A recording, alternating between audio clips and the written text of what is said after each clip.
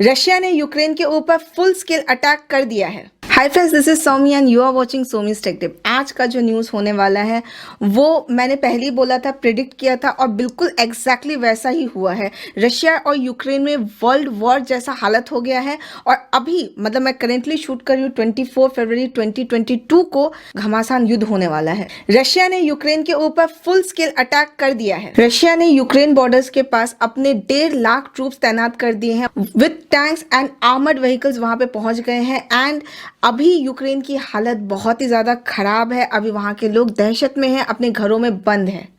उसे देख के यूएसए, यूरोप और नाटो की कंट्रीज ने पुतिन को काफ़ी ज़्यादा समझाने की कोशिश की कि वे अपना ट्रूप्स वापस ले लें, लेकिन पुतिन बिल्कुल ही मान नहीं रहे हैं। वो कहीं भी कन्विंस नहीं हुए हैं और अब वो तस से मस नहीं हो रहे हैं यूक्रेन के ऊपर अटैक करने से।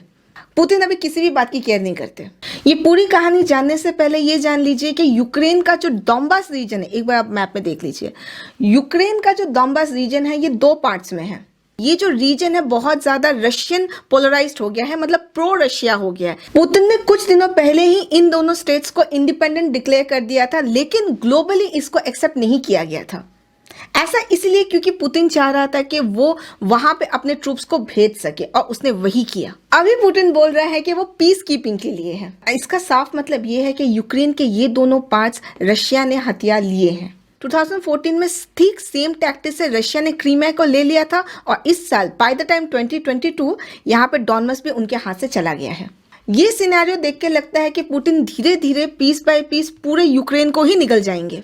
और पुतिन ने हमेशा ऐसे ही स्टेटमेंट्स दिए हैं और उनको हमेशा बिल्कुल he is a strong believer कि यूक्रेन रशिया का ही पार्ट है। जबकि मैं बता देती हूँ यूक्रेन एक इंडिपेंडेंट कंट्री है, पर वो नाटो का मेंबर नहीं है और यही से सारा खेल शुरू होता है।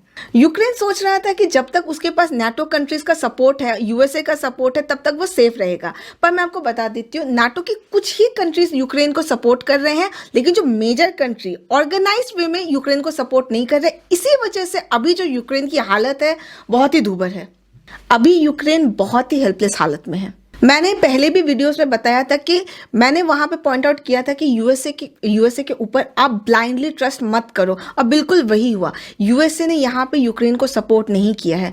अभी यूक्रेन का जो हालत है वो आप यहाँ इस सीन में देख लीजिए। No, for now we are staying here. To tell the truth, I hope that Europe and USA they will support us at their most, because Putin is such a person who understands only the language of power. And I hope they can really put him to sense if it's still possible, because I don't believe that he will just stop or that it will be a quick war, and I don't want any people die here in my land. Can you tell me, what are you doing here? Actually, we came here for studies. You came here for studies? And this morning, what was your reaction when you heard that? Actually, it's very horrible, very scary. Russian army की ओर से Ukraine के ऊपर air missiles का attack शुरू हो चुका है। Ukraine का जो कैपिटल सिटी है कीव, वहाँ पे लोग दहशत में हैं, अपने घरों में, अपने अपार्टमेंट्स में बंद है। और मैं आपको बता देती हूँ वहाँ खिड़कियों में उन लोग क्रॉस मार्क कर रहे हैं, नीचे बेसमेंट में छुप चुके हैं, इवन अपने बाथटब्स में छुप रहे हैं। तो आप समझ सकते हैं कि सिचुएशन आउट ऑफ कंट्रोल हो चुका है। वहाँ के जो प्रेसिडेंट है ज़ेलेंस्की, उन्होंने मार्शल लॉ डिक्लेयर कर दिया है। अब आप सोचिए पुतिन जी का डेयर कितना ज्यादा है। उन्होंने यहाँ पे सबको बता दिया है, एक वार्निंग दे दी है कि अगर कोई भी कंट्री बीच में इंटरफेयर करेगी तो इसका खामियाजा वही भुगतेगी। तो अंजाम के लिए उस कंट्री को भी तैयार रहना पड़ेगा और अंजाम कोई अच्छा नहीं होने वाला। यहाँ पे पुतिन सीधा सीधा जिम्मेदार ठहरा रहा है यूक्रेन को अपनी इस सिचुएशन के लिए। इसमें क्या लॉजिक है मुझे समझ नहीं आया। ये जो पूरा सिचुएशन है ये 1 साल का नहीं, बहुत सालों का है। भले यूक्रेन को वेस्टर्न कंट्री से काफी ज्यादा सपोर्ट मिल रहा है, लेकिन आपको ये मानना पड़ेगा कि रशिया को यूएन सिक्योरिटी की ओर से एक कंट्री ने सपोर्ट किया था डायरेक्टली, वो था चाइना। ठीक है, लेकिन मैं आपको बता देती हूँ कि रशिया को जो मिलिट्री फोर्स है वो पूरे नाटो कंट्री से बढ़ के है, यूएसए को छोड़ के। अब यहाँ तो यूएसए अपना रोल ही नहीं निभा रहा, वो तो दुम दबा के भाग गया।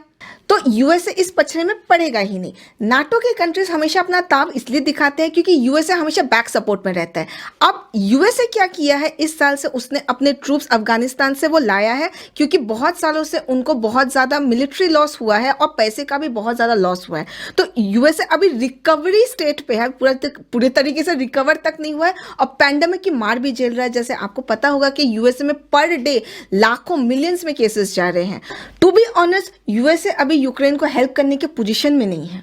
यूक्रेन अपने नाटो कंट्री से हेल्प मांग ही रहा था, लेकिन मैं आपको बता देती हूँ कि ब्रिटेन और फ्रांस को छोड़ के बाकी जो नाटो कंट्रीज है वहां का जो डिफेंस मैकेनिज्म है पूरा का पूरा चरमरा गया है। वहां पे एक्चुअली क्या होता है, वो डिफेंस आर्मी में खर्चा ही नहीं करते। अगर आप नाटो से यूएसए का बैक सपोर्ट पूरा निकाल देते हैं तो रशिया के सामने कोई भी नाटो कंट्रीज खड़ी नहीं हो सकती, एक साथ भी खड़ी नहीं हो सकती।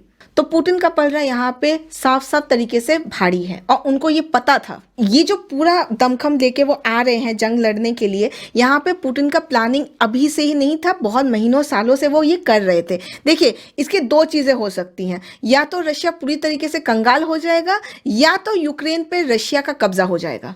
मैंने कंगाली वाली बात यहाँ पे इसलिए की क्योंकि रशिया के ऊपर ऑलरेडी वेस्टर्न कंट्रीज की ओर से काफी ज्यादा सैंक्शंस है और आगे भी होंगे, जिसके लिए मुझे लगता है कि पुतिन पूरी तरीके से तैयार है और वो तैयार है, ये दिख भी रहा है। पर यहाँ पर भी एक ट्विस्ट है, रशिया के पास मिलिट्री पावर तो बहुत जोरदार है, लेकिन ये चाइना टाइप का अमीर नहीं है। तो पुतिन यहाँ पे शोबाजी नहीं कर रहे हैं, he means business. And UN council में भी उनका जो डायरेक्ट सपोर्ट जिसने किया था वो चाइना था, again a very powerful country. अब आप सोच रहे होंगे इंडिया और जो बाकी रेस्ट ऑफ द वर्ल्ड जो इस पूरे सिनेरियो में इन्वॉल्व है और इन्वॉल्व नहीं है, वो सोच रहे होंगे हमको की फर्क पैदा। तो यहाँ फर्क पैदा इसलिए है, तो ये जो जंग होगा हम सबको कहीं ना कहीं से अफेक्ट करके जाएगा, छू के जाएगा। देखिए, रशिया इंडिया का बहुत अच्छा दोस्त है, ये तो हमें पता ही है, लेकिन रशिया से हमारी काफ़ी ज़्यादा ट्रेड भी है। अगर रशिया एक वॉर में इन्वॉल्व होता है तो कहीं ना कहीं ये ट्रेड सिस्टम हिल जाएगा। साथ ही साथ पेट्रोल के दाम बहुत ज़्यादा बढ़ सकते हैं और भी कमोडिटीज है जैसे गोल्ड, इनके प्राइसेस भी काफ़ी ज़्यादा बढ़ सकते हैं, इंडिया में ही नहीं बहुत सारे मेजर कंट्रीज में। Accounts are already feeling the squeeze.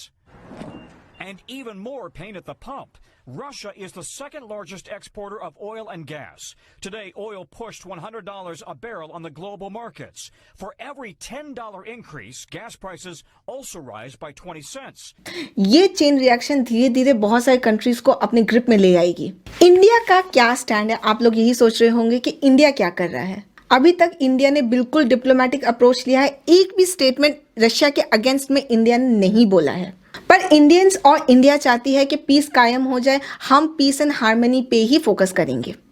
देखिए, इंडिया और रशिया का जो रिश्ता रहा है हमेशा अच्छा रहा है, भले वो 1971 का इंडो पाक वॉर हो या कश्मीर इशू हो, यहाँ पे रशिया ने हमारा हमेशा साथ दिया है। ट्रेड्स में भी रशिया ने हमें काफ़ी ज़्यादा सब्सिडीज़ भी दी हैं। तो कहीं ना कहीं रशिया की ओर से हमारी ओर बहुत ज़्यादा मेहरबानी रही है, जिसकी वजह से अभी इंडिया को चुप्पी साधनी पड़ रही है। और ये बात भी पूरी तरह सही है और हिस्ट्री गवाह है, इतिहास गवाह है कि रशिया ने कभी इंडिया को बिट्रे नहीं किया। पर इसके साथ मैं ये भी बोलूँगी, जो पुतिन जी कर रहे हैं ये बिल्कुल सही नहीं है। साफ साफ दिखाई दे रहा है कि यूक्रेन के ऊपर उनकी दादागिरी बहुत ज्यादा है। अब इस सिनेरियो के ऊपर लोग बहुत टाइप्स के डिबेट्स कर सकते हैं, लेकिन मैं अभी बता रही हूँ कि रीसेंट डेवलपमेंट्स जो हो रहे हैं, इससे सिर्फ एक ही चीज़ समझ में आ रही है कि ये जो चीज़ें हो रही है वो सही नहीं है। लोग डरे सहमे हुए हैं और अगर यही सिनेरियो चलता रहा तो हम देखते ही देखते वर्ल्ड वॉर 3 की ओर एंटर कर जाएंगे। मुझे तो डर ये लग रहा है कि यूएसए रशिया का जो वॉर है कहीं यूएसए और अफगानिस्तान के प्रॉक्सी वॉर की तरह ना हो जाए, क्योंकि अगर ऐसा हुआ तो ये प्रोलॉन्ग चलेगा, सालों साल चलेगा और यूक्रेन दूसरा अफगानिस्तान बन सकता है। यूक्रेन ने यहाँ पे पूरे वर्ल्ड के सारे कंट्री से हेल्प मांगी है और खासकर इंडिया से मांगी है। देखते हैं इंडिया के कहने से क्या पुतिन में कोई चेंजेस आएंगे, क्या ये वॉर रोका जा सकता है। अभी पुतिन का मूड देख के तो लग नहीं रहा है मेरे को। तो आई होप आपको ये वीडियो इन्फॉर्मेटिव लगा होगा। अच्छी न्यूज़ तो नहीं है, लेकिन ये ज़रूरी है कि हम जाने कि हम अभी वर्ल्ड में चल क्या रहा है। और मेरे जितने भी व्यूअर्स हैं, मैं उम्मीद करती हूँ कि हम लोग ऐसा कुछ भी स्टेटमेंट ना डालें जो सेंसिटिव हो जाए। आप ज़रूर कमेंट कर सकते हैं, आप क्या सोचते हैं, आपकी विचारधारा क्या है, ज़रूर कमेंट सेक्शन में लिख दीजिए, मैं उन सबको पढ़ती हूँ। मैं मिलती हूँ आपसे अगले वीडियो में, तब तक के लिए सेफ रहिए।